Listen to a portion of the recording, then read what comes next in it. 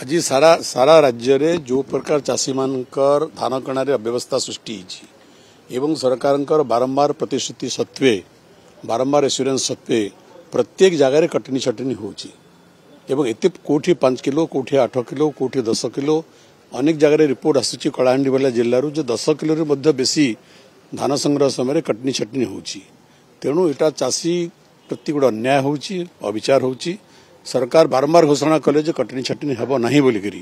तेणु सरकार प्रतिश्रुति पानीर गार है। सरकार मु बारंबार कहूँ जे गर्व बहादुरी मारुंट 800 टंका इनपुट सब्सिडी दौरान ठीक कथा किंतु जी दौरान जहाँ कहती गोदरा गोड़े के माड़े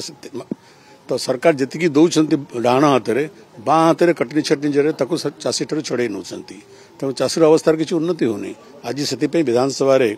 या एडजर्नमेंट मोशन होता एवं आलोचना होता सरकार उत्तर जेहेतु संतोषजनक है ना से आज सबू विरोधी दल कक्षता कर धान संग्रह समय जो प्रकार